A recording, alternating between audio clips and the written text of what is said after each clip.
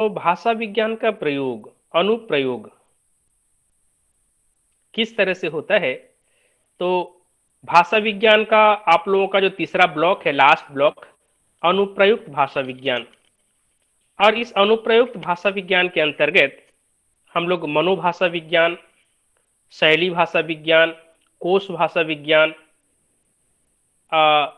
आदि भाषा विज्ञान के कुछ अंगों की चर्चा करेंगे। तो सबसे पहले हम लोग चर्चा करेंगे मनोभाषा विज्ञान की, कि यह मनोभाषा विज्ञान क्या है, क्योंकि भाषा विज्ञान के साथ अन्य शास्त्रों का भी गहरा संबंध है। तो मनोभाषा या कि मनोविज्ञान यानी कि साइकोलॉजी, तो साइकोलॉजी और इस लिंग्विस्टिक भाषा विज्ञान का क्या संबंध है, और फिर मनोभाषा विज्ञान क्या है, इसकी आज हम लोग चर्चा करने जा रहे हैं। तो मनोभाषा विज्ञान पाश्चात्य भाषा वैज्ञानिकों की एक नवीन अवधारणा है कि पश्चिमी देशों के साहित्य में किस प्रकार से ये मनोभाषा विज्ञान सबसे पहले आया, उसकी चर्चा करेंगे। तो सन 1940 के आसपास जो भाषाविद थे, उनके मन में एक सवाल उठा कि मनोविज्ञान से भाषा शिक्षण का एक गहरा संबंध है। क्योंकि जब हम लोग भाषा सीखते हैं, भाषा अधिगम से रूबरू होते हैं, एक भाषा शिक्षण की प्रक्रिया जब शुरू होती है, उस समय क्या होता है, हमारा मन कहाँ तक फिट होता है, उस भाषा को ग्रहण करने की क्षमता क्या हम लोगों में है, हमारा मन चाहता है कि उस भाषा को ग्रहण करे या फिर उस शिक्षण को अपने आप में उतारे। तो इस तरह से उस समय 1950 में थॉमस सीबक और चार्ल्स आसगुड, दोनों ही पाश्चात्य भाषा वैज्ञानिक, उन्होंने मिलकर भाषा विज्ञान और मनोविज्ञान के बीच अंतः क्रियाओं के लिए एक समिति की स्थापना की। तो उन्होंने एक समिति तैयार करी और इस अंतः क्रिया का परिणाम था दो क्षेत्रों के मिलने से एक नए क्षेत्र का अस्तित्व में आना, जिसे मनोभाषा विज्ञान कहा गया। तो भाषा विज्ञान और मनोविज्ञान दोनों को जोड़ करके एक सिद्धांत का निर्माण हुआ। थॉमस सीबक और चार्ल्स आसगुड दोनों के प्रयास से, सामूहिक प्रयास से, ये मनोभाषा विज्ञान अपने अस्तित्व में आया। तो जो मनोभाषा विज्ञान है, भाषाई तो वैज्ञानिक जो सिद्धांत, तो मनोविज्ञान मानसिक प्रक्रियाओं के भाषाई ज्ञान का सिद्धांत है। तो जो मनोविज्ञान है, साइकोलॉजी है, तो जिस शास्त्र में मनुष्य की मानसिक स्थिति का या मनुष्य के मन का तात्विक विश्लेषण किया जाता है, वह मनोविज्ञान कहलाता है। तो जो मनुष्य का मन है, हम लोग कहते हैं 5 मन और 25 प्रकृति। जो मनुष्य का मन है वो 5 प्रकार का है और उसकी प्रकृति, मनुष्य की प्रकृति यानी कि नेचर, 25 प्रकार की। तो इस 5 प्रकार के मन को यानी कि मनुष्य की मानसिक स्थिति को अच्छी तरह से समझना और उसका मनोविश्लेषण करना मनोभाषा विज्ञान का कर्म है। तो मनोभाषा विज्ञान का उद्देश्य इस तथ्य को स्पष्ट करना है कि भाषाई ज्ञान संज्ञानात्मक व्यवस्थाओं में किस प्रकार द्योतित होता है। जो भाषाई ज्ञान है, जो हम लोग भाषा ग्रहण करते हैं या फिर भाषा सीखते हैं, तो संज्ञानात्मक व्यवस्थाओं में किस प्रकार वो द्योतित होता है, संज्ञान में किस प्रकार से हम उसको लेते हैं और अपने दिलो दिमाग में किस प्रकार से उसको उतारते हैं, ये मनोभाषा विज्ञान तय करता है। तो भाषा जो सिद्धांत और मनोविज्ञान के सिद्धांत दोनों में किस तरह से एक तालमेल बिठाए जाते हैं, उसे हम लोगों को देखना है। तो A.R. डिबोल्ड जूनियर, एक मनोभाषा विज्ञान की पुरोधा, A.R. डिबोल्ड जूनियर के अनुसार मनोभाषा विज्ञान मुख्य रूप से संदेशों और मानव व्यक्तियों की विशेषताओं के मध्य संबंधों से संबद्ध है, जो इस संदेश का चयन और व्याख्या करते हैं।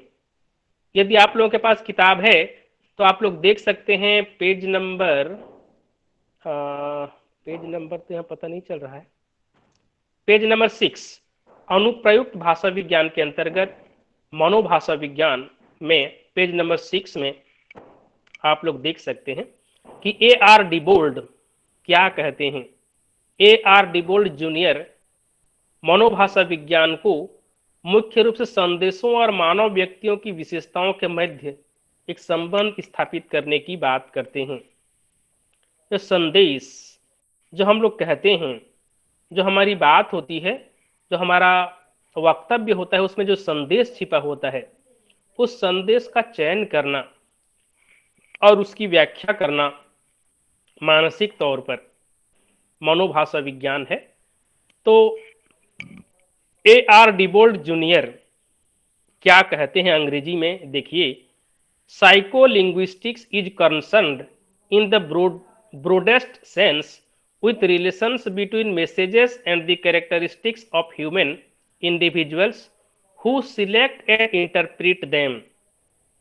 तो डिबोल्ड जूनियर कहते क्या हैं, ये जो मनोभाषा विज्ञान है, psycholinguistics is concerned in the broadest sense with relation between message and the characteristics of the individual.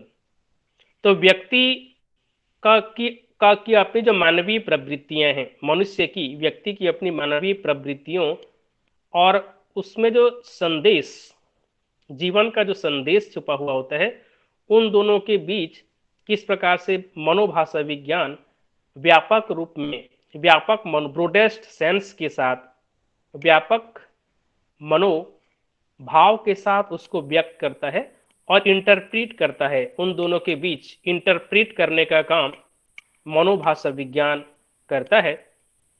तो एक दूसरे भाषा वैज्ञानिक पाल फ्रीज, साइकोलिंग्विस्टिक्स कहते क्या है पाल फ्रीज, मनोभाषा विज्ञान हमारी अभिव्यक्ति की आवश्यकताओं और संप्रेषण के बीच संबंधों का अध्ययन है और हमारे बाल्यकाल या बाद में सीखी गई भाषा द्वारा प्रदत्त माध्यम से संबद्ध है। तो पाल फ्रीज के अनुसार जो मनोभाषा विज्ञान है, हमारी अभिव्यक्ति, जो हम लोग एक्सप्रेस करते हैं, हमारे मन की जो भावनाएं हैं, इसको हम लोग अभिव्यक्त करते हैं और उसको संप्रेषित करते हैं। तो संप्रेषण के बीच और हमारी भावनाओं के बीच का संबंध जो है, उसका अध्ययन ये मनोभाषा विज्ञान करता है और हमारे बाल्यकाल या बाद में सीखी गई भाषा द्वारा प्रदत्त, जो बचपन से लेकर अब तक हम लोग जो कुछ अधिगम, जो कुछ शिक्षण किया है, जो कुछ सीखा है, उसको उससे ये संबद्ध है। क्योंकि बाल मनोविज्ञान की जब हम लोग बात करते हैं, बचपन में बालक, एक छोटा सा बच्चा किस प्रकार से ज्ञान अर्जित करता है। जब पैदा होता है तो उसका दिमाग तो शून्य होता है, धीरे धीरे करके वह समाज से, अपनी माँ से, अपने परिवार से ज्ञान अर्जित करने लगता है।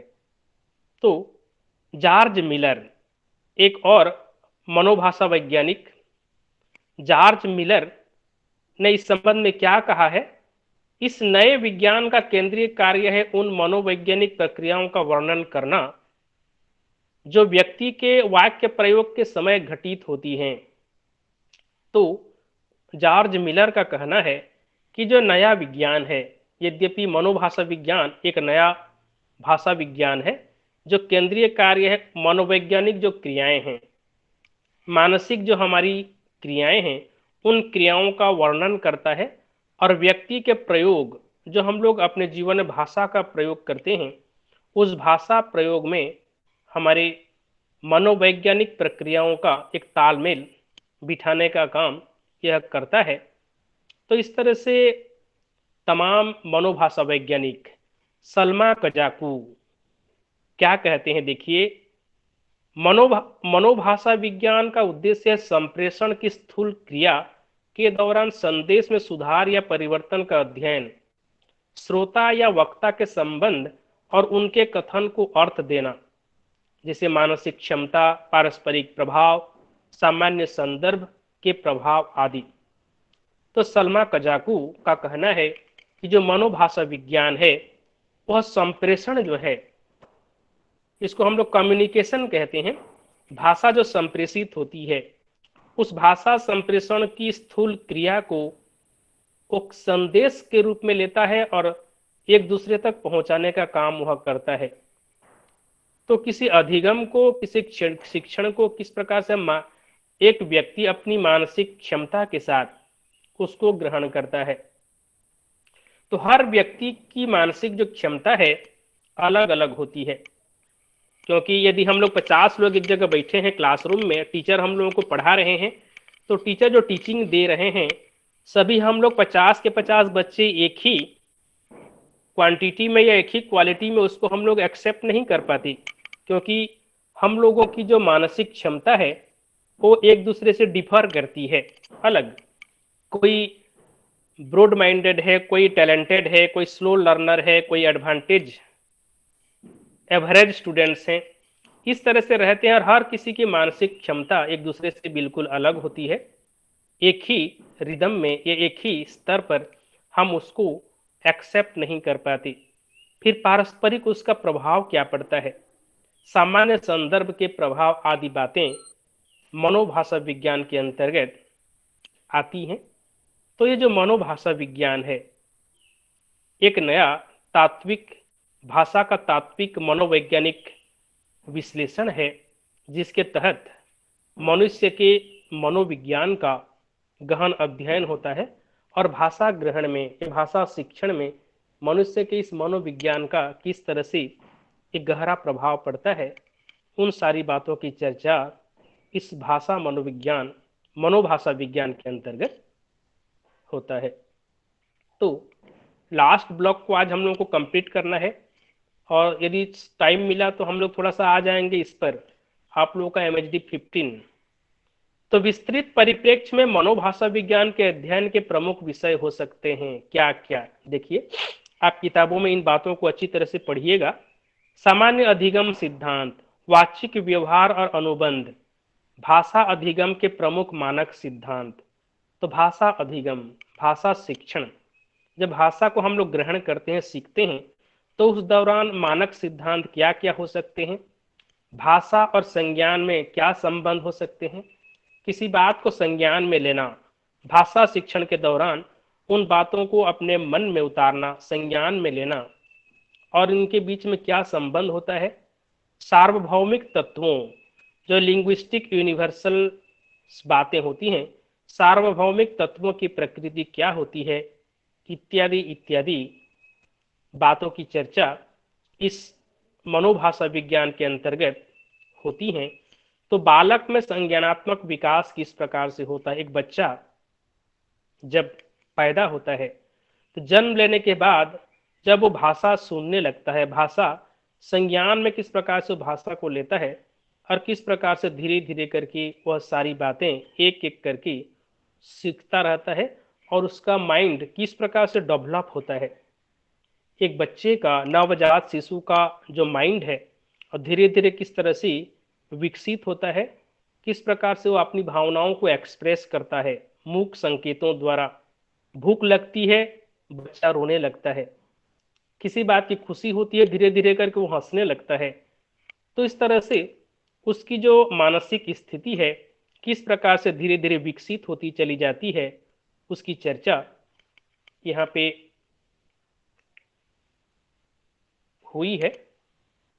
तो इस बारे में क्या कहा गया है, जरा एक लाइन आप लोग देखिए कि विकास का अर्थ मानसिक विकास, एक बच्चे का मानसिक विकास जो होता है, development is not limited to growing larger, instead it consist of a progressive series of changes of an orderly coherent type towards the goal of maturity. किस प्रकार से वो मैच्योर होता है बच्चा, धीरे धीरे करके उसका जो गोल है जीवन का, उसका जो एक तरह का एम है, लक्ष्य है, वो किस प्रकार से धीरे धीरे करके आगे बढ़ता है और किस प्रकार से बच्चा भाषा को ग्रहण करने लगता है। तो जैसल एक पश्चिमी भाषा वैज्ञानिक जैसल का कहना है कि development is more than a concept, it can be observed, appraised and to some extent even measured in three major manifestations: anatomic, physiologic and behavioural. तो जो विकास होता है भाषा का एक बच्चे में, किस प्रकार से वो धीरे धीरे करके तीन प्रमुख उसकी दिशाएं हुआ करती हैं, और बच्चे के दिमागी विकास की तीन प्रमुख दिशाएं जो होती हैं: आंतरिक संरचनागत, एनाटॉमिक, एनाटॉमिक मतलब आंतरिक उसकी संरचना किस तरह से धीरे धीरे डेवलप करती है। शारीरिक। प्रणाम सर जी। प्रणाम प्रणाम जी। सर आज क्या टॉपिक पढ़ा रहे हैं? मैं थोड़ा लेट हो गई सर। जी, हम लोग आज पढ़ रहे हैं मनोभाषा विज्ञान। Okay sir. और अनुप्रयुक्त भाषा विज्ञान के अंतर्गत मनोभाषा विज्ञान पहला टॉपिक हम लोगों का है। तो आज क्योंकि भाषा विज्ञान की अंतिम क्लास है, तो अनुप्रयुक्त भाषा विज्ञान को आज कंप्लीट करना है। फिर कल से MHD 15 पर आएंगे, क्योंकि ये 13 तारीख को क्लास हो नहीं पाई थी आप लोगों की, इसलिए बच गया, अदरवाइज ये भी कंप्लीट हो जाता। तो 4 क्लासेस लेंगे हम फिर MHD 15 के लिए। उपन्यास, 4 उपन्यास 4 दिनों में हम लोगों को कंप्लीट करने हैं, क्योंकि सरल है। कथा साहित्य अपने आप में एक सरल विषय है और इसको आसानी से आप लोग समझ भी सकते हैं। भाषा विज्ञान क्योंकि थोड़ा सा डिफिकल्ट है, इसलिए इसको आज कंप्लीट करेंगे। और क्योंकि यदि छोड़ देते हैं इसको, तो आप लोगों का जो शिक्षण अधिगम या ये जो भाषा विज्ञान को जिस तरह से हम लोग सीखते हैं, उसी प्रकार ये जो भाषा विज्ञान है, ये आप लोगों के संज्ञान में पूरी तरह से आ जाए। सर जी सर, आपने ब्लूमफील्ड का भाषा विज्ञान सिद्धांत बता दिए क्या आप? किसका? Sir Bloomfield. नहीं, उनका नाम तो अभी आया नहीं। ब्लूमफील्ड का बात, ब्लूमफील्ड ब्लूमफील्ड ब्लूमफील्ड का की जो चर्चा पिछले शायद परसों को उसकी चर्चा हम लोग कर रहे थे। ओ हो गया हो गई। जी जी। ब्लूम सर, हाँ क्या सर ML7 क्लास वापस से फिर से होगी क्या? जी जी, आवाज आपकी आवाज नहीं पहुंची मुझ तक। जी बोलिए। सर पूछ रहे थे MSD 7 की क्लास वापस से फिर कभी शुरू होगी क्या? मुझे तो नहीं लगता कि फिर से कभी शुरू होगी, ऐसा तो मुझे नहीं लगता कि अभी फिलहाल कहिए तो। जी, हम लोग सर इसीलिए पूछ रहे थे। नहीं, MHD 7 दोबारा रिपीट नहीं हो सकती मुझे जहां तक लगता है, क्योंकि एक सेशन में हो सकती है सर। हाँ दूसरे सेशन, हाँ दूसरे सेशन में जब क्लास जो मान लीजिए आप लोग जनवरी वाले हैं, सही शायद सर ये जून वाले एडमिशन वाले हैं, जनवरी वाले जो एडमिशन वाले स्टूडेंट हैं उनके लिए फिर क्लास होगी, उसमें आप लोग जुड़ सकते हैं। जी, हाँ सेंटर अलग अलग सेंटर की अलग अलग क्लासेस होती है, तो दूसरी सेंटर दे सकती है। जी। जब ये तो वर्चुअल क्लासेस हैं, जब ऑफलाइन आप लोगों का क्लासरूम टीचिंग जब स्टार्ट हो जाएगी, तब आप लोग अपने स्टडी सेंटर से आराम से क्लास ज्वाइन कर सकते हैं। अदरवाइज यदि नॉर्मल कंडीशन नहीं बन पाती है, तो वर्चुअल क्लासेस भी यदि मान लीजिए होते हैं, तो उस समय भी आप लोग भाषा विज्ञान की क्लासेस ज्वाइन कर सकते हैं। तो जो भाषा, तो क्या ये जून सेशन के लिए था सर? जी वो तो हम लोग को नहीं पता, हम लोग काउंसलर हैं तो टेक्निकली बातें हम लोग उतना नहीं जान पाते। बस हम इंस्ट्रक्शन होती है कि आप क्लास लीजिए, तो हम लोग क्लास लेते हैं। अदरवाइज हम लोग नहीं जान पाते कि आप लोग किस सेशन के स्टूडेंट्स हैं, क्योंकि मिला जुला के भी स्टूडेंट्स रहते हैं। तो इसके लिए आप लोगों को कोऑर्डिनेटर, आप लोगों का जो रीजनल सेंटर होगा, सॉरी ये स्टडी सेंटर, वहीं से आप लोग पता लगवा सकते हैं। हेलो जी सर, एक सुझाव इसमें मेरा है जी कि बोलिए। अभी बहुत बहुत सेंटर से क्लास चल रहा है, तो ग्रुप में जो लोग जुड़े हुए हैं हम लोग का, अगर बहुत आदमी का पता नहीं भी चल पाता है, किसी किसी ने ग्रुप में सेंड किया कि आज सिर्फ एक ही क्लास है 4 बजे से, तो अगर सबको जानकारी अगर किसी किसी को है अगर डिफरेंट डिफरेंट सेंटर का, तो वो ग्रुप में डेट सब्जेक्ट और सर का नाम टाइम के साथ सेंड करेंगे ना, तो लोग जुड़ जाएंगे लिंक के साथ। तो ये मेरा रिक्वेस्ट है सभी मैंने कलीग से कि ऐसा कर दें तो अच्छा रहेगा। जैसे अभी तो संजोग बस किसी माला झा ने हमको भेजा तो हम इसमें ज्वाइन कर पाए, नहीं तो हम भी आज जानते थे कि एक ही क्लास है। तो इस पर आगे से थोड़ा ध्यान रखा जाए उसको। बिल्कुल बिल्कुल, हाँ, क्योंकि रेगुलर देखिए जो हम लोगों को टाइम टेबल दिया गया है, हम लोगों के पास मेल आया है और डेली 3 क्लासेस हैं आप लोगों के 22 तारीख तक।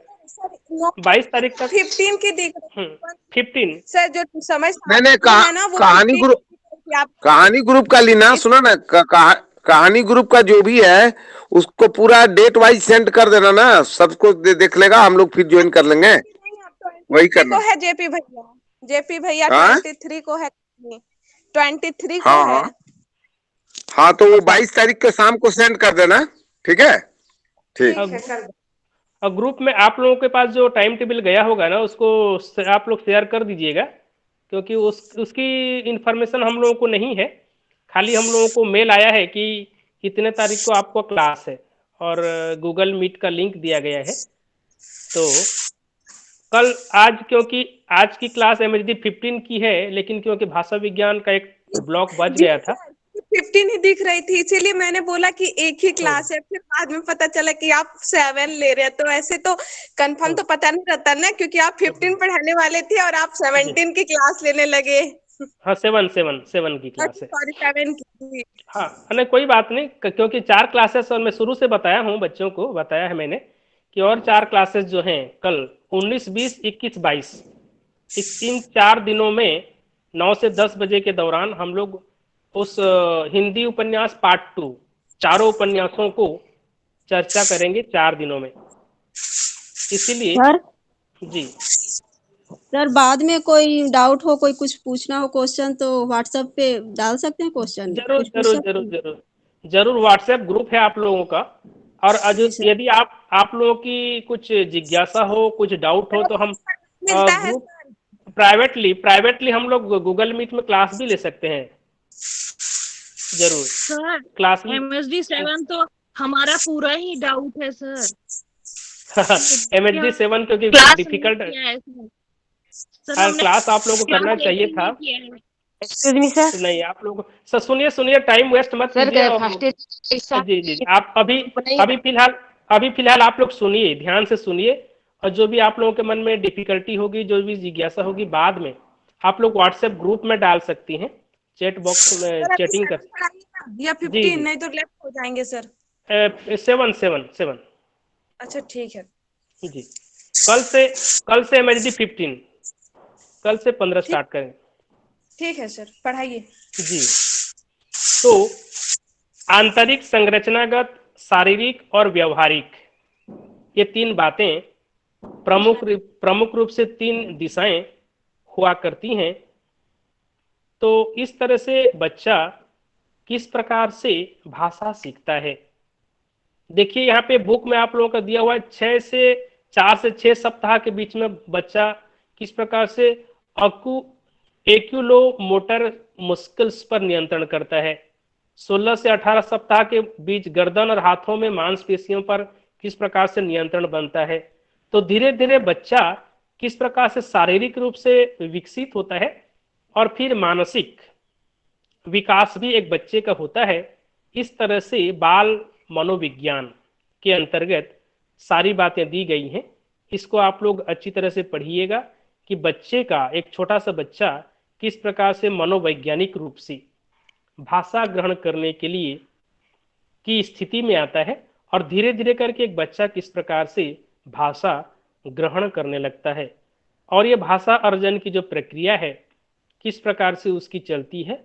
और फिर एक दिन जब बच्चा भाषा अर्जन करता है, भाषा सीखता है, वही अर्जन किए हुए अपनी भाषाओं को किस प्रकार से बाद में फिर वह समाज के सामने रखता है और फिर उसका विसर्जन, क्योंकि अर्जन और विसर्जन दो प्रक्रियाएं जीवन में चलती रहती हैं। तो इस प्रकार से पहले पॉइंट में मनोभाषा विज्ञान के अंतर्गत मनोवैज्ञानिक रूप से भाषा अधिगम किस प्रकार से होता है और भाषा को किस प्रकार से हम लोग सीखते हैं, ग्रहण करते हैं, उन सारी बातों की चर्चा इसके अंतर्गत हुई है। आप लोग इसको पढ़िएगा। तो व्यतिरेक, भाषा अधिगम के व्यतिरेक क्या क्या है, किस प्रकार से हम जब भाषा ग्रहण करते हैं, भाषा सीखते हैं, तो कौन कौन सी रिमेडीज, कौन कौन सी समस्याएं, कौन कौन से प्रॉब्लम्स क्रिएट हो जाती हैं। तो एक तो श्रवण मंदता है, मंद बुद्धिता है, वाचाघात है, मनोजन्य विकार जैसे तुतलाना, हकलाना, विस्मृति। तो इस प्रकार से कुछ समस्याएं, भाषा ग्रहण, मनोवैज्ञानिक तौर पर भाषा ग्रहण करने की कौन कौन सी समस्याएं हैं, इन सारी बातों को आप लोग देखिएगा। तो हम अब आगे बढ़ते हैं और मनोभाषा विज्ञान के बाद जो अगला जो है भाषा शिक्षण 1, भाषा जो सीखते हैं हम लोग, किस तरह से भाषा को हम लोग ग्रहण करते हैं, भाषा शिक्षण के दौरान किस प्रकार से कौन कौन सी विधियों से हमें गुजरना पड़ता है, कौन कौन सी भाषाएं हम लोग सीखते हैं और भाषा सामग्री का निर्माण किस तरह से हम लोग करते हैं, और आधुनिक तौर तरीकों से आज मॉडर्न टेक्नोलॉजी के ज़माने में किस प्रकार से हम टेक्नोलॉजी का सहारा लेते हुए भाषा सीखते हैं, भाषा ग्रहण करते हैं, उन सारी विषयों का अध्ययन इस भाषा शिक्षण के दौरान किया जाता है। तो अनुप्रयुक्त भाषा विज्ञान के 3 संदर्भ हुआ करते हैं। जो अनुप्रयुक्त भाषा विज्ञान, एप्लाइड लिंग्विस्टिक्स जिसको हम लोग कहते हैं, तो ज्ञान के क्षेत्र का संदर्भ, एक संदर्भ है ज्ञान के क्षेत्र का संदर्भ, दूसरा है विधा विशेष का संदर्भ, तीसरा है भाषा शिक्षण का संदर्भ। तो इस तरह से कुछ संदर्भ हुआ करते हैं। तो इन संदर्भों से होकर ही अनुप्रयुक्त भाषा विज्ञान को हम लोग सीखते हैं। तो भाषा विज्ञान और अनुप्रयुक्त भाषा विज्ञान में थोड़ा सा जो अंतर है, ये थोड़ा सा अंतर क्या है आप लोग यहाँ पे देख सकते हैं कि भाषा विज्ञान भाषा की आंतरिक प्रकृति पर प्रकाश डालता है। जो लिंग्विस्टिक है वो क्या करता है, भाषा विज्ञान के भाषा की आंतरिक प्रकृति पर प्रकाश डालता है, जबकि अनुप्रयुक्त भाषा विज्ञान जो है वह उपभोक्ता सापेक्ष होता है, कंज्यूमर ओरिएंटेड होता है। अनुप्रयुक्त, तो भाषा विज्ञान और अनुप्रयुक्त भाषा विज्ञान में फर्क यही है कि भाषा विज्ञान एक सैद्धांतिक आंतरिक प्रकृति है और उसी भाषा विज्ञान को जब हम उपभोक्ता सापेक्ष बनकर उसका प्रयोग करते हैं, अनुप्रयोग करते हैं, तो वह अनुप्रयुक्त भाषा विज्ञान बन जाता है। तो इसमें उपभोक्तावादी संस्कृति काम करती है।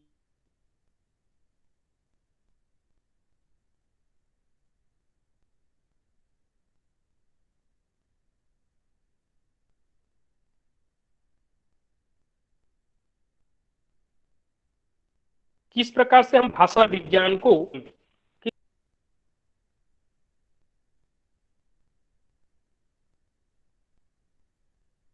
सर आवाज नहीं आ रही है।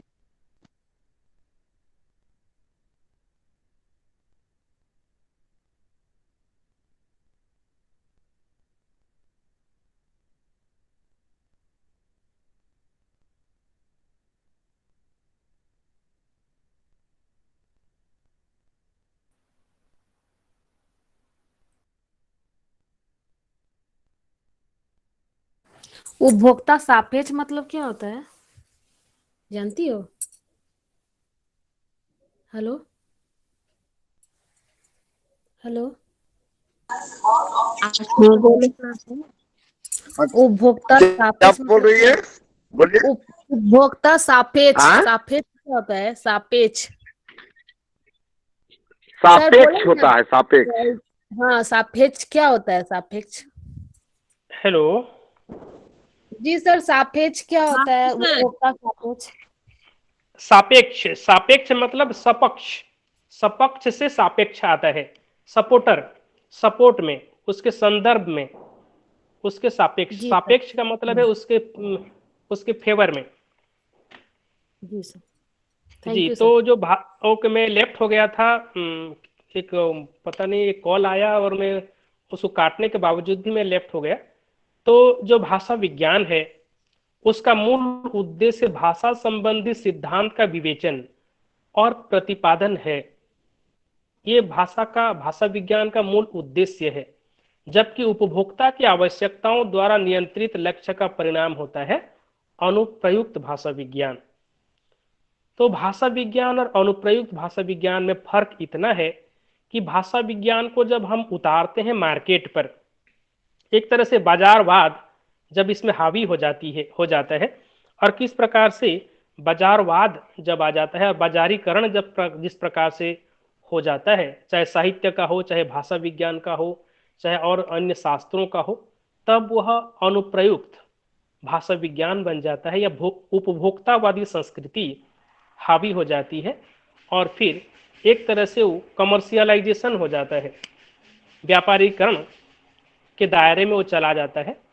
तो इस प्रकार से भाषा शिक्षण जो है, भाषा शिक्षण और भाषा, जब हम लोग भाषा सीखते हैं, जब भाषा शिक्षण की प्रक्रिया शुरू होती है, तो उसके दौरान किस प्रकार से जो भाषा है किस प्रकार से अपने अस्तित्व में आती है, और अभिप्रेषण और लैंग्वेज एक्विजिशन, भाषा अधिगम किस प्रकार से भाषा शिक्षण के दौरान लोगों के संपर्क में आती है। और जब हम लोग भाषा सीखते हैं तो भाषा शिक्षण के दौरान मातृभाषा और अन्य भाषा, एक बात आप लोगों ने गौर किया होगा कि सबसे पहले एक बच्चा अपनी मातृभाषा सीखता है। मातृभाषा का मतलब है माँ द्वारा सिखाई गई भाषा, जिस भाषा का प्रयोग एक माँ करती है उसी भाषा को सबसे पहले एक बच्चा सीखता है। भाषा पहले सुनता है वो अपनी माँ से, फिर भाषा को ग्रहण करता है और फिर उसी भाषा को सीखता है और फिर बोलता भी है। तो मनुष्य सबसे पहले अपनी मातृभाषा को ग्रहण करता है भाषा शिक्षण में, और फिर उसके बाद अन्य भाषा। तो सबसे पहले ज़्यादा अधिकार हम लोगों को अपनी मातृभाषा पर ही होता है। आप लोगों ने भी देखा होगा कि हम अपनी मातृभाषा, मान लीजिए किसी की मातृभाषा हिंदी है, दिल्ली से एक स्टूडेंट जुड़ी हुई हैं, तो जितनी अच्छी हिंदी वो बोल पाएंगी उतनी अच्छी अंग्रेजी शायद नहीं बोल पाएंगी, क्योंकि उनकी मातृभाषा हिंदी है। हमारी मातृभाषा उड़िया है, तो उड़िया हमारी मातृभाषा है, अंग्रेजी हमारी अंतर्राष्ट्रीय भाषा है, हिंदी हमारी राष्ट्रभाषा है। तो उड़िया भाषा पर जितना अधिकार हमारा होगा शायद उतना अधिकार हिंदी या फिर अंग्रेजी पर नहीं हो सकता। तो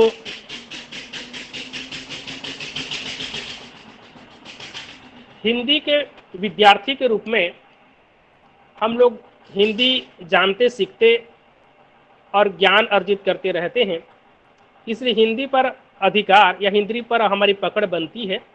लेकिन एक सामान्य व्यक्ति सबसे पहले मातृभाषा को, एक डिस्टरबेंस हो रहा है, ट्रैक्टर चल रहा है यहाँ पे।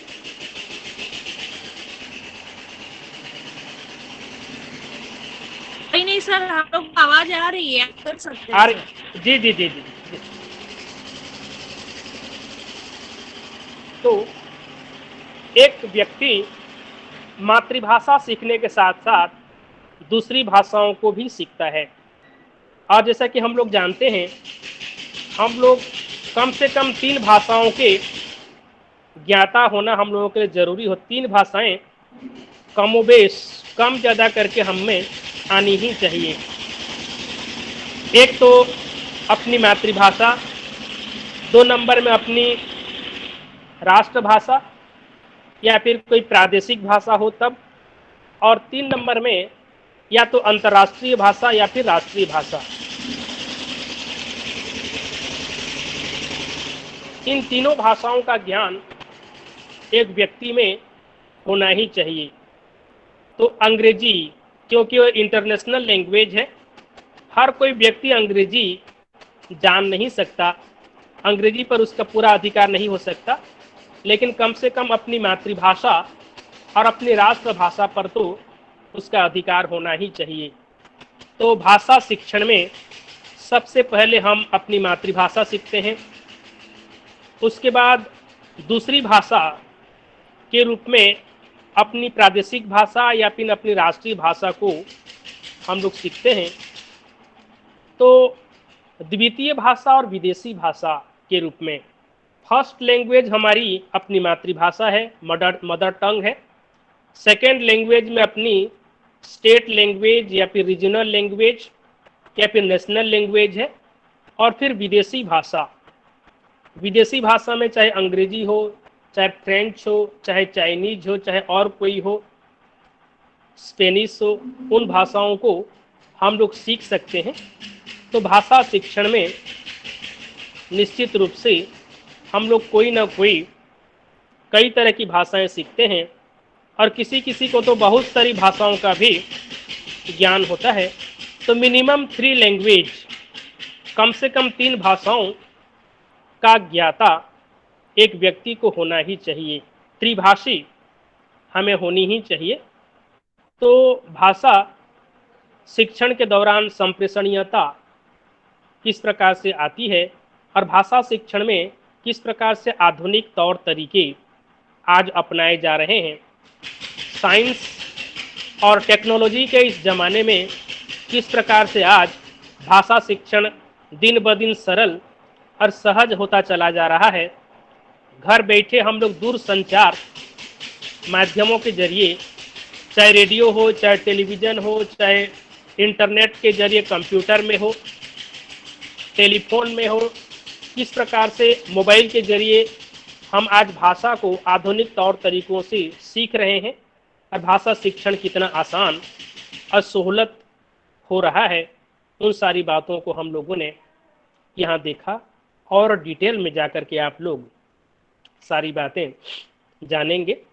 तो इसके बाद भाषा शिक्षण पार्ट 2, जो भाषा हम लोग सीखते हैं, जो भाषा हम लोग अर्जन करते हैं, ये भाषा अधिगम, ये भाषा अर्जन की जो प्रक्रिया है, यह किस तरह से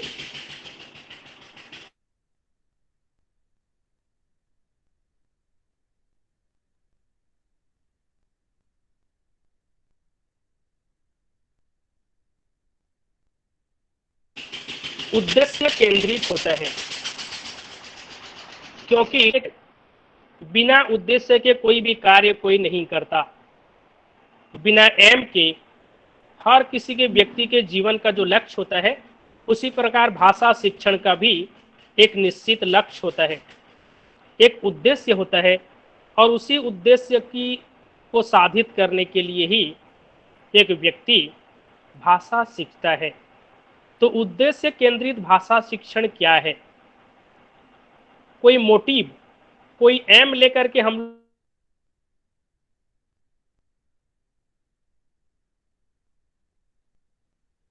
सीखते हैं, बहुत सारी विधि के द्वार खोले।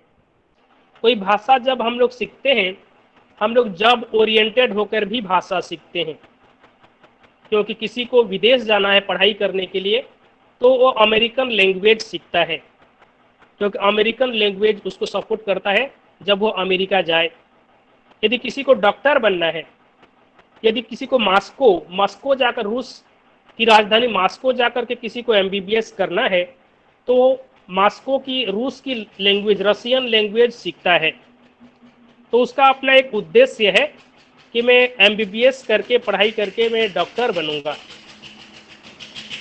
तो कोई ना कोई निश्चित उद्देश्य को लेकर ही व्यक्ति भाषा सीखता है, और इस भाषा सीखने में मन की सृजनात्मकता, कुछ बातें होती हैं कि हम उद्देश्य सहित सुद्देश्य भाषा शिक्षण की जो कुछ प्रविधियां हैं, हम किस प्रकार से उन भाषाओं को सीखते हैं। तो मन की सृजनात्मकता, जो हमारा मन है, किस प्रकार से वो सृजनशील है, कुछ सृजन करना चाहता है हमारा मन, किस प्रकार से सृजनशीलता के उद्देश्य को लेकर हम लोग कोई भाषा सीखते हैं।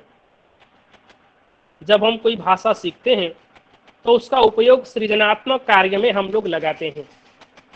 मान लीजिए हम लोगों ने हिंदी सीखी, हिंदी भाषा सीखने के बाद हम क्या करेंगे, हिंदी भाषा में कुछ सृजन करेंगे, कुछ क्रिएटिविटी माइंड हमारे में आएगी, हम कुछ सीखेंगे और उसको फिर साहित्य सृजन में हो और दूसरी किसी कला के सृजन में हम उस भाषा का इस्तेमाल करेंगे। फिर दृष्टि की मुक्तता, मुक्त होकर किस प्रकार से भाषा हमें संकीर्ण मानसिकता से उबार कर एक व्यापक धरातल प्रदान करती है। उस भाषा शिक्षण से अपनी मातृभाषा के जरिए हो, अपनी राष्ट्रभाषा के जरिए हो, अपने संपर्क भाषा के जरिए हो, किस प्रकार से हम एक विराट पैमाने पर एक बड़ा प्लेटफॉर्म हम लोगों को मिलता है और उसी प्लेटफॉर्म में किस प्रकार से हम मुक्त होकर भाषा सीखते हैं और वही भाषा शिक्षण किस प्रकार से हमारी उद्देश्य पूर्ति करती है।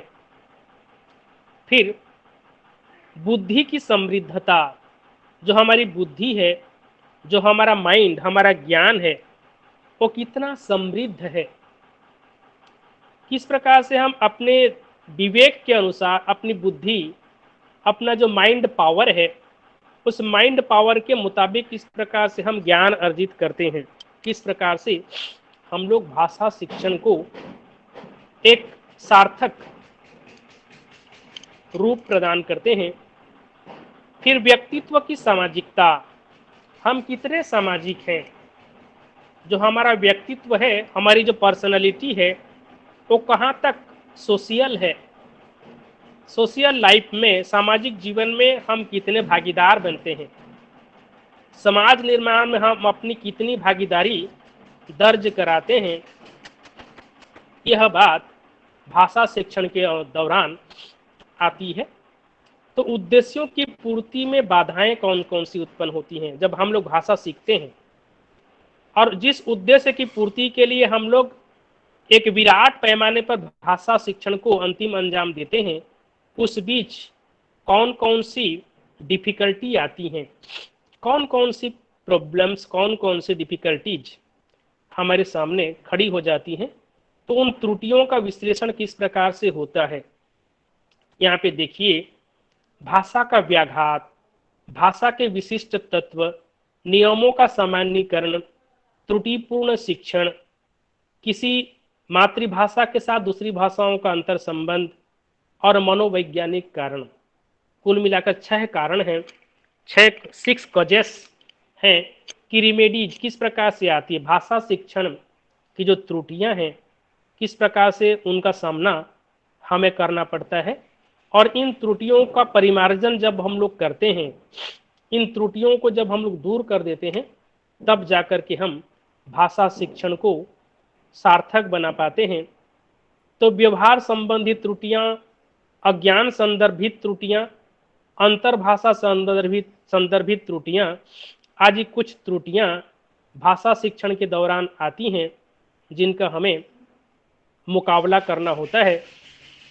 तो व्यतिरेकी विश्लेषण और त्रुटि विश्लेषण, जो व्यतिरेक खड़ा होता है भाषा शिक्षण के दौरान, जो भी समस्याएं हमारे सामने खड़ी होती हैं, उन समस्याओं से किस तरह से हमें निपटना है और उनका विश्लेषण किस प्रकार से भाषा शिक्षण के दौरान किया जाता है, उस पर हमें गहन चिंतन करने की आवश्यकता है। और फिर उसका मूल्यांकन हमें करना है। हमें किस प्रकार से जो भाषा हम लोगों ने सीखा, परीक्षण हम लोगों ने लिया, ट्रेनिंग हुई, ट्रेनिंग के दौरान हम लोगों ने क्या कुछ सीखा, उसका मूल्यांकन, लैंग्वेज टेस्टिंग, लैंग्वेज इवालुएशन करने की जरूरत होती है। मूल्यांकन, जैसा हम लोग पढ़ते हैं, पढ़ने के बाद टेस्ट होती है, टेस्ट के दौरान हमारा मूल्यांकन होता है कि हमने कितना अर्जन किया, कितना ज्ञान हम लोगों में आया, कितना हम लोगों ने अर्जित किया, ज्ञान का शिक्षण, भाषा का शिक्षण किस हद तक हम लोगों ने लिया, कितने हम लोग प्रवीण पारंगत हुए इवैल्यूएशन के दौरान, मूल्यांकन के दौरान, वह तय होती है, एक स्पष्टीकरण हो पाता है। तो इसी तरह से मूल्यांकन के जरिए जो भाषा शिक्षण का जो मूल्यांकन है, प्रवेश मूल्यांकन, अधिक क्षमता मूल्यांकन, वर्ग निर्धारण मूल्यांकन, निदानात्मक मूल्यांकन, उपलब्धि मूल्यांकन, दक्षता मूल्यांकन आदि बहुत सारे मूल्यांकन की प्रक्रियाएं हैं। जब मूल्यांकन होता है, जब इवैल्यूएशन होती है, तो इवैल्यूएशन के दौरान हम लोग देखते हैं कि हम लोग कितना सीख पाए हैं, कितना हम लोगों ने अर्जित किया है, ये हम लोग क्या करते हैं, अक्सर देख पाते हैं। तो इसी तरह से मूल्यांकन निर्धारित किया जाता है भाषा शिक्षण के दौरान। अब हम लोग आएंगे नेक्स्ट पॉइंट पर कि अनुवाद विज्ञान। तो भाषा शिक्षण के दौरान हम लोगों ने देखा कि हम भाषा किस प्रकार से सीखते हैं और उस भाषा अधिगम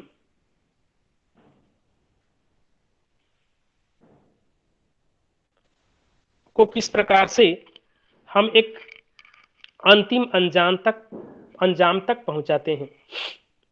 अब जरा चर्चा करेंगे कि जो भाषा विज्ञान है, उस भाषा विज्ञान का अनुवाद विज्ञान के साथ क्या संबंध है। ट्रांसलेशन, अनुवाद, जो अनुवाद शब्द है, इस अनुवाद का भाषा विज्ञान के विविध अंगों के साथ क्या संबंध है, उस पर विचार विमर्श यहाँ पर हम लोग करेंगे। तो अनुवाद, अनुवाद जो शब्द है, ये अनुवाद वास्तव में एक भाषा से दूसरी भाषा में परिवर्तित करना, एक भाषा में कही गई किसी बात को दूसरी भाषा में परिवर्तित करना अनुवाद है। तो अनुवाद संस्कृत भाषा का शब्द है। अनु का अर्थ है पीछे चलना और वाद का अर्थ होता है यहाँ पे बोलना। तो शब्दार्थ चिंतामणि कोश में कहा गया है कि प्राप्तस्य पुनः कथने इति अनुवादः। तो अनुवाद क्या है? प्राप्तस्य पुनः कथन। प्राप्तस्य पुनः कथन सर, अनु का मतलब है पीछे चलना और बात का बोलना। मतलब कोई बोला है, कोई कुछ बोलता है, जैसे कि आप लोगों ने देखा होगा ट्रांसलेटर।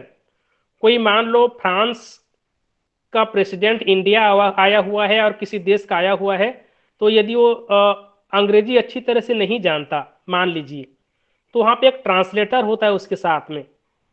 जो प्रेसिडेंट जो बोलता है, स्पीच देता है, उसको तुरंत वो ट्रांसलेटर क्या करता है, ट्रांसलेट करके या तो अंग्रेजी में या फिर हिंदी में उसको हमारे सामने वो रखता है।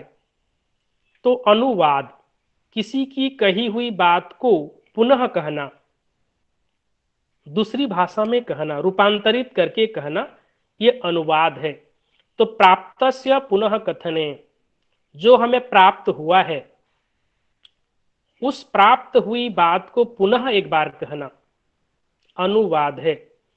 तो ज्ञातार्थस्य प्रतिपादने, ज्ञात अर्थ को पुनः प्रतिपादित करना अनुवाद है।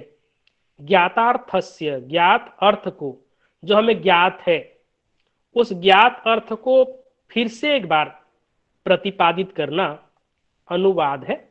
तो अनुवाद जो शब्द है, अंग्रेजी के ट्रांसलेशन शब्द का हिंदी रूपांतर है वो ट्रांसलेशन। तो दो शब्दों से वो भी बना है, ट्रांस और लेसन। तो ट्रांसलेशन शब्द का प्राथमिक अर्थ होता है स्थानांतरण, एक स्थान से दूसरे स्थान पर उसको स्थानांतरित करना ट्रांसलेशन कहलाता है। तो किसी एक भाषा में कही ही गई बात को दूसरी भाषा में जब हम फिर से कहते हैं तो वह अनुवाद कहलाता है। तो ये जो अनुवाद है, अनुवाद को लेकर भारतीय और पाश्चात्य विद्वानों ने परिभाषा अपनी अपनी परिभाषा दी है, किस प्रकार से वो लोग परिभाषित करते हैं।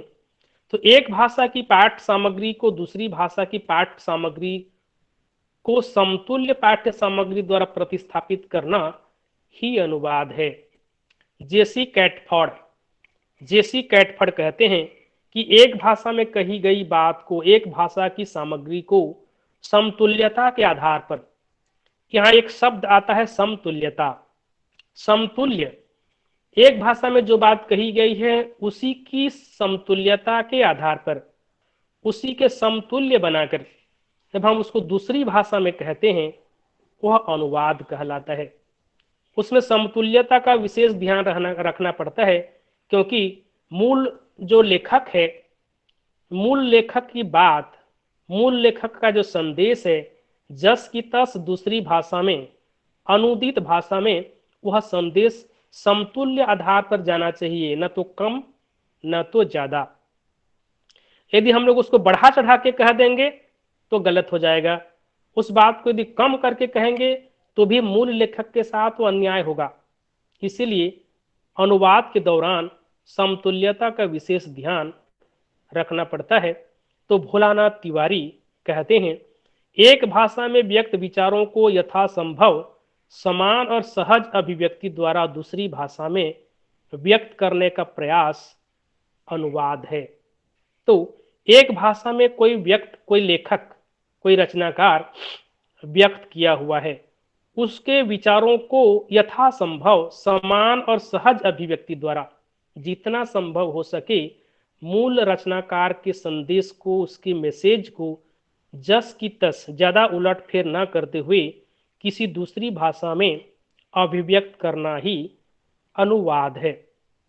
तो डॉक्टर सुरेश कुमार क्या लिखते हैं, अनुवाद का प्रकार यह है, एक भाषा में व्यंजित संदेश को दूसरी भाषा में पुनः कहना।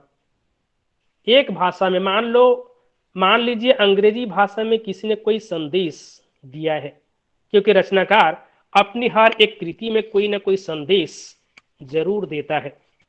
हम लोग झूठा सच उपन्यास कल पढ़ेंगे कि देखेंगे झूठा सच उपन्यास में यशपाल ने क्या संदेश हमें दिया है। झूठा सच, जितना झूठ उतना ही सच।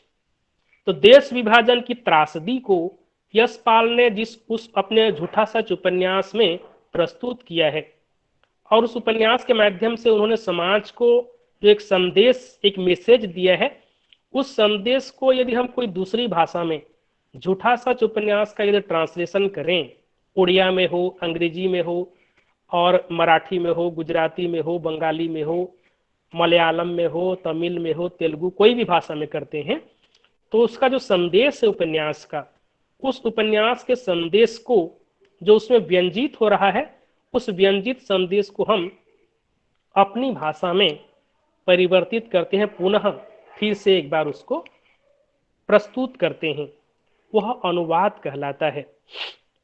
तो अनुवाद क्या है? अनुवाद एक भाषिक प्रक्रिया है। मूल भाषा, स्रोत भाषा और लक्ष्य भाषा। अनुवाद के दौरान दो भाषाएं काम करती हैं, एक स्रोत भाषा यानी कि मूल भाषा, और एक है लक्ष्य भाषा। मान लीजिए अंग्रेजी की किसी रचना को हम लोग हिंदी में ट्रांसलेट कर रहे हैं, तो अंग्रेजी यहाँ मूल भाषा बनेगी और हिंदी लक्ष्य भाषा। टारगेट, जिस भाषा को टारगेट करके हम ट्रांसलेशन करेंगे। तो इस तरह से अनुवाद की कुछ प्रवृत्तियां हैं, उन प्रवृत्तियों को आप लोगों को देखना है कि अनुवाद करते समय कौन कौन सी बातें हमारे सामने आती हैं, और भाषा विज्ञान और अनुवाद का क्या संबंध है। क्योंकि भाषा विज्ञान का संबंध सीधा भाषा से है, और अनुवाद का भी संबंध, डायरेक्ट रिलेशन भाषा से है। तो दोनों का संबंध क्योंकि भाषा यानी कि लैंग्वेज से है, अतः अनुवाद और भाषा विज्ञान, इन दोनों का एक अटूट, एक गहरा रिश्ता है। तो अनुवादक जब अनुवाद करता है तो क्या करता है? भाषा विज्ञान के सभी तत्वों का निरीक्षण करता है, चाहे ध्वनि हो, चाहे शब्द हो, चाहे पद हो, चाहे वाक्य हो, चाहे फिर उसका अर्थ हो। इन चारों बातों को वह बातों का निरीक्षण करता है, क्योंकि अनुवाद करते समय उसको हर एक शब्द पर ध्यान देना पड़ता है, हर एक ध्वनि पर उसको ध्यान देना पड़ता है और उसके अर्थ को भी उसको भली भांति समझता है। देखिए यहाँ 2 मिनट और चर्चा करेंगे इसी अनुवाद पर। हार हेयर इज ब्यूटीफुल, अंग्रेजी में क्या होता है? हेयर, हेयर माने बाल, एक वचन में प्रयोग होता है, हार हेयर इज ब्यूटीफुल। जब उसको हम हिंदी में ट्रांसलेट करते हैं तो उसका बाल बहुत अच्छा है नहीं कहते, क्योंकि बाल हिंदी में बहुवचन के प्रयोग में आता है। पता है आप लोगों को, उसके बाल बहुत सुंदर हैं, ऐसा कहेंगे तो अनुवाद सार्थक होगा। यदि हम जस की तस अनुवाद कर दें, कहें कि उसका बाल बहुत अच्छा है, तो that translation is not complete, वह अनुवाद कंप्लीट नहीं होगा, अधूरा रह जाएगा, क्योंकि बाल शब्द जो है हिंदी में वो बहुवचन के प्रयोग में आता है, इसलिए कहेंगे उसके बाल बहुत सुंदर है। समझ रहे हैं बात को? तो अनुवादक को इन सारी बातों का विशेष ध्यान रखना पड़ता है भाषा विज्ञान के अंतर्गत। राम ने फूलदान तोड़ दिया, एक शब्द है कि राम ने क्या किया? फूलदान तोड़ दिया। तो क्या कहेंगे? Ram destroyed flower vase, flower vase यानी कि फूलदान। राम ने क्या किया? तोड़ दिया, डेस्ट्रॉयड कर दिया, रुइंड, उसको तोड़ दिया। राम किताब खरीद रहा है, Ram is buying book, Ram किताब खरीद रहा है। वर्तमान काल है, आईएनजी क्लॉज है, कॉन्टिन्यूअस फॉर्म है, Ram is buying a book, Ram किताब खरीद रहा है। तो I want to try out that dress in the show window. यदि इस तरह के सेंटेंस हैं, इसको यदि हम लोगों को ट्रांसलेट करना है, आई वांट टू ट्राई, मैं कोशिश करना चाहता हूं, वांट माने चाहना, ट्राई माने कोशिश करना, out that dress in the show window, मैं यह पोशाक शो विंडो में पहनकर देखना चाहती हूं, या फिर मैं वह शो विंडो वाली पोशाक पहनकर देखना चाहती हूं। तो थोड़ी सी गलती की वजह से जब हम लोग जो अनुवाद करेंगे वो उल्टा का पुल्टा हो जाएगा, इसीलिए अनुवादक को बहुत सारी बातें विशेष ध्यान रखने की जरूरत होती हैं। This novel was रिटिन bye Rushdie, यह उपन्यास रुश्दी द्वारा लिखित है या रुश्दी द्वारा लिखा गया है। या कहेंगे यह उपन्यास रश्दी या रुश्दी ने लिखा है। वाज कहेंगे तो था, यह उपन्यास Rushdie, this novel was रिटिन bye Premchand, यह उपन्यास प्रेमचंद द्वारा लिखा गया था, वाज कहेंगे। तो गबन या गोदान वाज रिटिन बाय प्रेमचंद, तो यह उपन्यास प्रेमचंद ने लिखा है भी कहेंगे, यह उपन्यास प्रेमचंद ने लिखा था भी कहेंगे, और यह उपन्यास प्रेमचंद द्वारा लिखा गया था भी कहेंगे, दोनों ही सही होगा। तो इस तरह से अनुवाद विज्ञान के अंतर्गत भाषा विज्ञान के सभी तत्वों का विशेष ध्यान रखना पड़ता है, क्योंकि अनुवाद और लिंग्विस्टिक यानी कि ट्रांसलेशन और लिंग्विस्टिक का एक गहरा संबंध भाषा से है। इसलिए अनुवाद और भाषा विज्ञान दोनों ही एक दूसरे से रिलेटेड हैं, एक दूसरे का संबंध है। तो अनुवाद की प्रकृति, इस दौरान आप लोग देखिएगा कि अनुवाद की प्रकृति क्या है, अनुवाद का क्षेत्र क्या है, अनुवाद की मूल सामग्रियां कौन कौन सी हैं, और अनुवाद के प्रकार भेद, भावानुवाद, सारानुवाद, शब्दानुवाद, रूपांतरण किस प्रकार से होता है, छायानुवाद, सारानुवाद, आदि अनुवाद के प्रकार हैं और अनुवाद की उपयोगिता, ट्रांसलेशन की यूटिलाइजेशन हम लोग किस प्रकार से अपने जीवन में करते हैं, अनुवाद कितना उपयोगी है। आज अनुवाद विज्ञान ने, आज ट्रांसलेशन ने किस प्रकार से भाषाओं की दूरियां खत्म कर दी हैं। एक भाषा में कोई कृति रची जाती है, उस कृति का तमाम भाषाओं में अनुवाद हो जाता है और पूरा देश, पूरा विश्व उस कृति से परिचित हो जाता है अनुवाद के दौरान। तो इस तरह से हमारा अनुवाद विज्ञान है, जिसको हम लोगों को समझना है।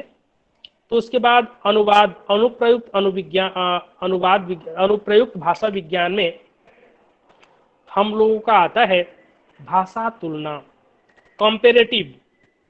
क्योंकि कंपेरेटिव लिंग्विस्टिक की जब हम लोग बात करते हैं, भाषा किस प्रकार से तुल्य है, भाषा की तुलना, कंपेरेटिव लिंग्विस्टिक, तुलनात्मक भाषा विज्ञान, यह भी पश्चिमी भाषा विज्ञान की महत्वपूर्ण देन है कि कंपेरेटिव लिटरेचर, तुलनात्मक साहित्य आज आ गया है हमारे पास। तुलनात्मक लैंग्वेज के जरिए दो कृतियों की तुलना करना, दो भाषाओं की तुलना करना। तो वैसे तो किसी की तुलना करना अच्छी बात नहीं है। जैसा कि कुछ लोग दो व्यक्तियों की तुलना करते हैं। हम लोग अपने बच्चों की तुलना करना बैठ जाते हैं कि मेरा बच्चा आपके बच्चे से ज़्यादा स्मार्ट है, जबकि जो वह बहुत गलत काम है। हमें कभी भी अपने बच्चों की या किसी व्यक्ति विशेष की तुलना किसी से नहीं करनी चाहिए, क्योंकि तुलना वस्तुओं की जाती है, व्यक्तियों की नहीं। किसी तराजू पर हम व्यक्ति को तौल नहीं सकते। अपनी अपनी मर्यादाएं, अपनी अपनी क्षमताएं हैं। कोई बच्चा दूसरे बच्चे से कमज़ोर है, कोई बच्चा दूसरे बच्चों से टैलेंटेड है। इसका मतलब ये नहीं कि कम दिमाग वाला, कम बुद्धि वाले बच्चे को हम छोटा समझें या दूसरे बच्चे से उसकी कंपेयर करके हम उसके मन को ठेस पहुंचाएं। ऐसा काम हमें कभी भी नहीं करना चाहिए। तो भाषा शिक्षण के दौरान कई भाषाओं की तुलना, कई भाषाओं की कंपेयर की जाती है। तो भाषा, इसके अंतर्गत कोश विज्ञान, जो कोश है, जो अभिधान है, जो शब्दकोश है, जिसको हम लोग डिक्शनरी कहते हैं। तो इस डिक्शनरी के दौरान किस प्रकार से कोश विज्ञान के अंतर्गत भी हम भाषा को जोड़ते हैं और भाषा विज्ञान के अंतर्गत किस प्रकार से हम लोग देखते हैं कि कोश में जो कोश लेखक होता है, जो डिक्शनरी राइटर होता है, अपनी डिक्शनरी में किस प्रकार से भाषा विज्ञान को उपयोग में लाता है। अब आएंगे हम लोग शैली विज्ञान। 10 बज चुके हैं और 10:05 हो रहे हैं। 5 मिनट टाइम लेंगे, उसके बाद क्लास को एंड करेंगे। तो शैली विज्ञान, तो भाषा, अनुप्रयुक्त भाषा विज्ञान में शैली विज्ञान, जैसा कि अनुवाद विज्ञान, जैसा कि कोश विज्ञान, जैसा कि मनोभाषा विज्ञान, ठीक उसी प्रकार का है एक शैली विज्ञान, स्टाइल। भाषा और शैली, जब कोई रचनाकार कोई कृति रचता है तो उसमें भाषा होती है। एक निश्चित भाषा में ही रचनाकार वह कृति, उस कृति को लिखता है। तब जब वो एक निश्चित भाषा का इस्तेमाल करता है तो उसमें एक निश्चित शैली की ज़रूरत पड़ती है। वह शैली क्या है? जैसा कि हम लोग जानते हैं कि भावात्मक शैली, संवेदनात्मक शैली, प्रश्नात्मक शैली, विवरणात्मक शैली, ढेर सारी शैलियाँ हैं। उन शैलियों का इस्तेमाल एक रचनाकार अपने काव्य में करता है। तो शब्दार्थौ सहितौ काव्यम, संस्कृत में कहा गया है कि शब्द और अर्थ मिलकर ही काव्य का स्वरूप निर्माण करते हैं। जिसमें शब्द भी होते हैं और उसके अर्थ भी होते हैं, वही काव्य कहलाता है। तो आधुनिक शैली, आज जिस प्रकार से रचनाकार अपनी भाषा को की अभिव्यक्ति के लिए कई तरह की शैलियों का इस्तेमाल करता है। तो वो शैलियाँ, वो स्टाइल, अंग्रेजी में जिसको हम लोग स्टाइल कहते हैं, तो शैली के अंतर्गत किस प्रकार से एक रचनाकार अपनी रचना में शैली विज्ञान के अंतर्गत रसवादी शैली, मार्क्सवादी शैली, मनोविश्लेषणात्मक शैली, समाज शास्त्रीय शैली, मिथकीय शैली, ऐतिहासिक शैली आदि शैली, कई तरह की शैलियों का इस्तेमाल अपनी रचनाओं में वो करता है और अपनी कृति को, अपनी रचना को वह आकर्षक एवं प्रभावी बनाता है। तो शैली विज्ञान के अंतर्गत इन शैलियों का प्रयोग एक रचनाकार करता है। तो शैली विज्ञान का विकास किस प्रकार से हुआ? पश्चिमी विद्वानों ने, चाहे सस्सीर हों, चाहे ब्लूमफील्ड हों, चाहे अन्य और भाषा विशारद हों, उन शैली को लेकर भाषा विज्ञान में उस शैली विज्ञान का और भाषा विज्ञान का दोनों का अंतर संबंध किस प्रकार से निरूपित किया है। यहाँ पे आप लोग देखिएगा कि भाषा और शैली किस प्रकार से दोनों ही एक दूसरे पर डिपेंड करती हैं और दोनों किस प्रकार से भाषा विज्ञान के अंतर्गत आते हैं और भाषा विज्ञान में उन दोनों का विवेचन विश्लेषण किस प्रकार से होता है, उन बातों की चर्चा आप लोग निश्चित रूप से पढ़ाई के दौरान, चर्चा तो नहीं, अध्ययन आप लोग करिएगा। अंत में कोश विज्ञान। तो ये जो कोश विज्ञान है, डिक्शनरी की जो हम लोग बात कर रहे थे, तो कोश निर्माण करने वाला, कोश के रचनाकार किस तरह से भाषा विज्ञान का सहारा लेता है। क्योंकि डिक्शनरी जब देखते हैं हम लोग, उसमें भाषा ही होती है, भाषा के शब्द होते हैं, भाषा के पद होते हैं और उसका तात्विक विश्लेषण होता है। कोश विज्ञान यानी कि लेक्सिकोग्राफी, इस लेक्सिकोग्राफी का प्रयोग भाषा वैज्ञानिक दृष्टिकोण के साथ किस प्रकार से होता है। एक शब्द विधान बनाने वाला कोशकार, डिक्शनरी लिखने वाला व्यक्ति किस प्रकार समाज भाषा विज्ञान और कोश भाषा विज्ञान को लेकर के, सामाजिक रीति रिवाजों को लेकर के, सामाजिक संस्कृति को लेकर के कोश का निर्माण करता है और हर एक शब्द का सांस्कृतिक और शाब्दिक अर्थ निकालता है। साइकोपीडिया, एनसाइक्लोपीडिया में हम लोग देखते हैं विश्व कोश में कि किस प्रकार से पूरे विश्व का वो कोश है, और साइकोपीडिया ब्रिटानिका, साइकोपीडिया इंडिका, ऐसे जब हम लोग देखते हैं तो उस देश का पूरा शब्द विधान उसमें रहता है। सारी संस्कृति, सारी सभ्यता की जानकारी हमें एनसाइक्लोपीडिया ब्रिटानिका में देख पाते हैं। तो इस तरह से कोश विज्ञान और भाषा विज्ञान का भी एक गहरा संबंध है। तो कॉम्प्रिहेंसिव डिक्शनरी, समग्र विश्वकोश के अंतर्गत हम लोग देखते हैं कि भाषा विज्ञान का उस कोश विज्ञान के साथ एक गहरा, एक अटूट रिश्ता है। तो 10:10 हुए हैं। अब इसी के साथ आप लोगों का भाषा विज्ञान MHD 7 कंप्लीट होता है। तो कल भी लेंगे क्या जी,